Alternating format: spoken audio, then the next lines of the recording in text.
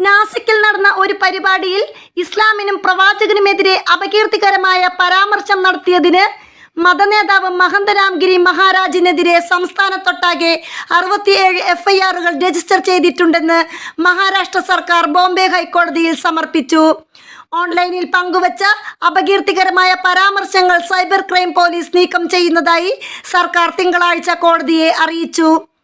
Ramagiri മഹാരാജിനെതിരെ എഫ്ഐആറുകൾ register ചെയ്തതിനു ശേഷം മഹാരാഷ്ട്ര മുഖ്യമന്ത്രി ഏകനാഥ് ഷിൻഡെക്കെതിരെ വേദി പങ്കിട്ടതിന് എഫ്ഐആർ രജിസ്റ്റർ ചെയ്യണമെന്ന് ആവശ്യപ്പെട്ടുള്ള ഹർജിയെ എതിർക്കുന്നതിനിടെയാണ് Maharashtra advocate general doctor Birendra Saraf ഇക്കാര്യം അറിയിച്ചത്.